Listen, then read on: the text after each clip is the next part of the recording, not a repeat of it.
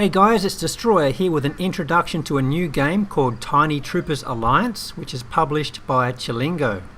They do have two other games called Tiny Troopers, however Alliance is more of a Clash of Clans style game, however it has its own unique clan wars and style of attack. This is my first time playing the game, so right now it's running me through the tutorial. If you're familiar with similar games like Clash of Clans and Samurai Seas, you'll already know all of the basics. There's two types of currencies. One resource is steel, which is produced by a steel mill and used to produce defences.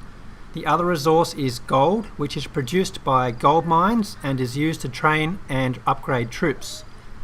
So right now I've built both of those and I instantly finished producing them with metals, which is the most precious resource in the game. You can earn medals by completing achievements or you can purchase them with real money. I have my first enemy attacking shortly, so I've been prompted to build my first defence, which is the MG tower.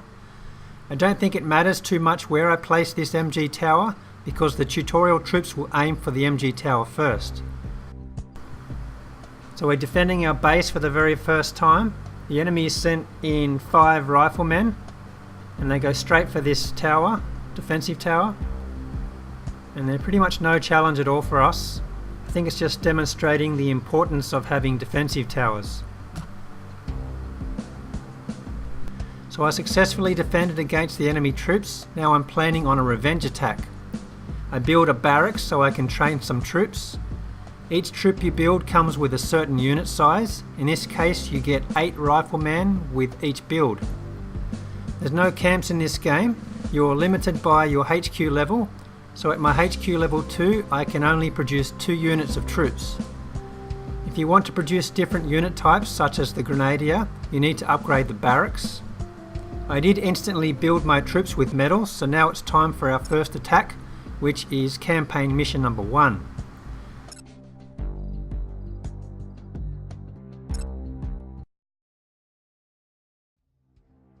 This is a very simple base to attack, but it demonstrates how troops are deployed.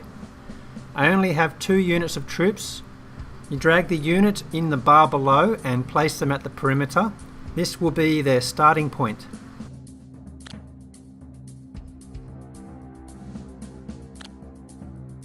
If you want to select all your units of the same type at once, you can double tap their icons in the bar below. As you can see, both units were pushed up and they have a green marker below them, showing that they are both selected. Now it's time to send them into battle.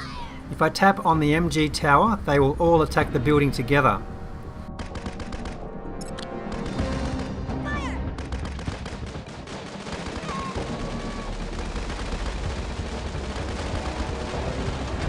Right here I've selected 1 unit and I can command them where to walk. As you see, they don't automatically attack the next target. I like this style of attack because it gives me more control over my troops, so it's not just a matter of simply spamming troops and letting them do whatever they want.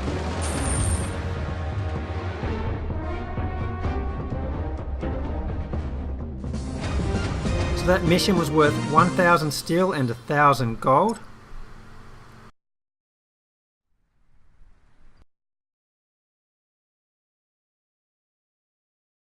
I'm building a second engineer's hut now. These are the guys that do all of our building and upgrades.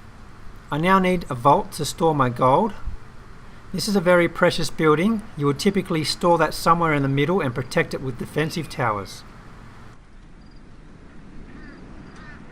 Now it's time to build a steel yard to store the steel.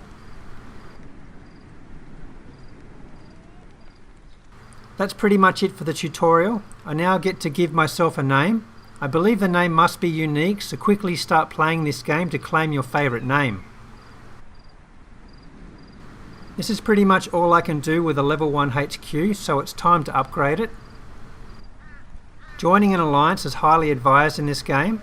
They can send you reinforcements to use in battle, plus there's another resource called alliance tokens, which can be used to boost both resource and defensive buildings and also purchase certain decorations. There's an alliance centre just over here. If I click on alliance, it will give you a list of recommended alliances. You could alternatively create your own or search for one to join. Quantum is a very popular alliance name in these games, so let me do a search for that. As you can see, there's plenty of people trying to copy that name. Let's have a look around the game interface. Down the bottom left is the shop. In treasure, you can buy medals and fill your steel and gold storage.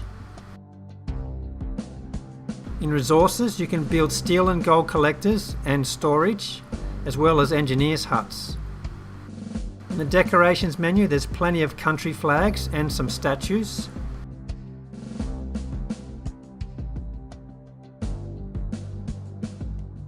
The army menu has troop-related buildings. The defences menu has all the defensive towers and traps. You can purchase a shield to protect your base. They are purchased with medals and each one has a cooldown, so you can't constantly be in a shield. This speech bubble brings up the chat. You'll have the global chat and also the alliance chat.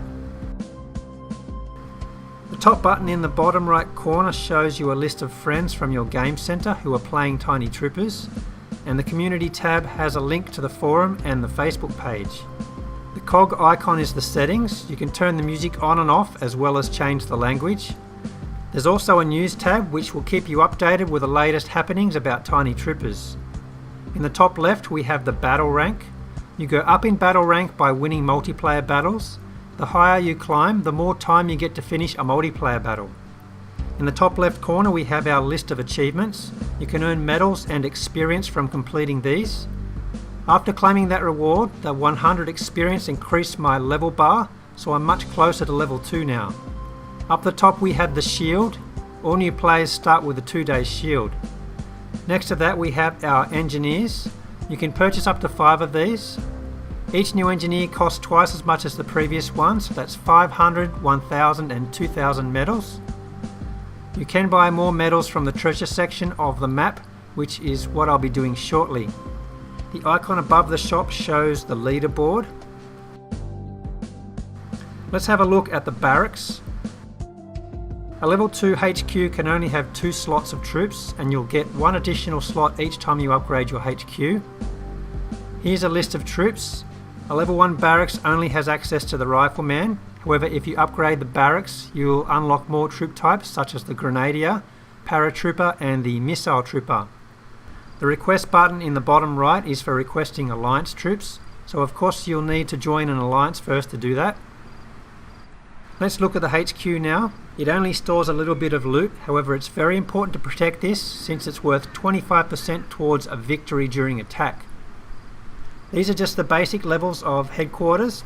You do unlock a lot more at higher levels, so we will be able to build vehicles as well as aircraft later.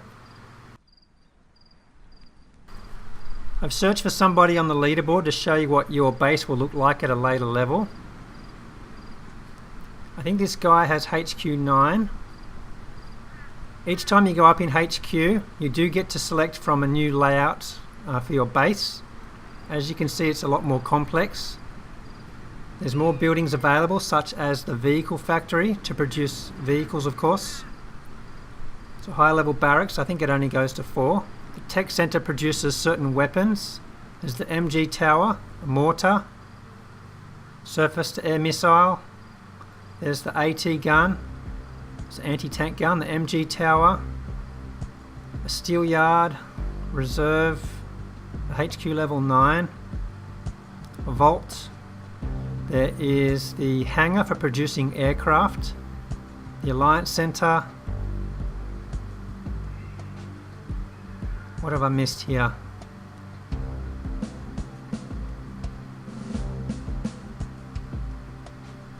I think that's all. Maybe I've missed something there, but as you can see it gets a lot more complex.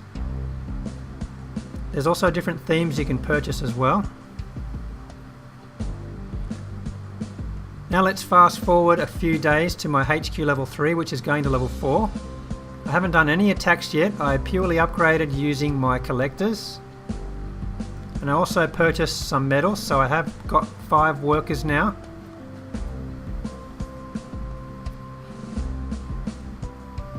So my HQ will be level 4 shortly, so let me show you what's available at level 3. I've maxed all of my meals and the storage to level 4, so they really help to begin with. I've upgraded my MG tower to level 5, and I have an AT gun now. AT gun is good against vehicles, the MG tower are good against ground troops. My barracks is now level 3, and as you can see I now have the rifleman, the grenadier and the paratrooper. I can't upgrade to level 4 just yet. You can upgrade the troops. There's an upgrade button for each troop.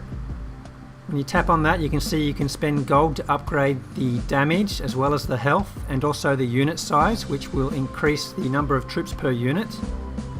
There's a button in the bottom right corner here that says request.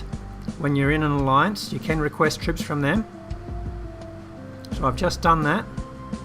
Let's close this window and go to the alliance. Actually go to the speech bubble down the bottom left corner to open the chat. You can see I've requested troops, and you can also donate to other members. So you just select the unit and click donate.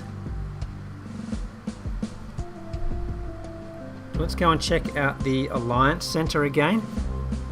I've already reached level 3. Each time you level up your Alliance Center, it increases the number of Alliance points you can store. So let's click on the upgrade button. So I can store 3,000 Alliance points. Also the hit points goes up for the building. If you click on the war button, I haven't actually fought in a war yet, but I will give you details on that later. So the next war will start in 4 days, 14 hours time. If you have at least 5 members in your alliance, it will automatically start. So there are different rankings based on your alliance points. As you can see, my alliance has 1127, so we're still in the rookie section there, but stage 3. This league reward pool is 51,000 alliance points and 680 medals. You fight against players from rival alliances. You cannot defeat the same opponent twice until you have won every other opponent too. War battles do not affect your battle rank. Shields do not affect war battles. You do not steal resources in war battles. It is the bullets you achieve that count. Top 3 alliances with the most bullets win when the war ends. Your share of the reward is based on how many bullets you gained for your alliance in the war. You have to claim your reward before the end of the next war, or you lose it. So the war seems a lot more interesting here, so I'm quite keen to check that out. Let's have a look at what else is new at HQ level 3. There's a new icon on the left there, which is the village editor. As you can see, at each new HQ upgrade you do get a new layout. So if I click on the next one, there's this layout I can choose from, but I will wait until I get to HQ 4 before I select the next one in 20 minutes time. But as you can see, you can just drop your buildings around, which is a bit messy for me because I haven't removed all of my structures. So you basically just put everything on the map and click save. So it goes up to 9, which I did show you earlier. There's level 8 at HQ 9. And at the top there's also different themes which you can purchase with medals, but I'll skip that for now. Seems to be 3 more. So let's exit that. I haven't removed any of these obstacles yet, but I did manage to get most of the buildings right in my core there. What else do we have here? I have the AT gun to level 2 now. And there's AT mines, which is anti-tank mines. Only vehicles can trigger these off. The infantry aren't heavy enough to trigger them off. Then there's the AP mine, which is the anti-personnel mine. Only infantry can trigger those off. Vehicles will not disarm them. The tech center is the equivalent to a spell factory or scroll factory. You can produce certain weapons, so you just purchase it. It takes a while to build, and then it will be in the card slot below. So at higher level of headquarters you can hold more of them. You can upgrade them to higher level as well to do more damage. So I only have access to 2 so far. There are a lot more further down. I think some of them need alliance points, so that's another reason you should be in an alliance. So it's by gold or alliance points. So that's all I have to show you at HQ level 3. I will be level 4 shortly, however I'll save that for another video. Next, I am planning on doing some of the campaign missions as well as some multiplayer attacks, so stay tuned for that shortly, guys. See you.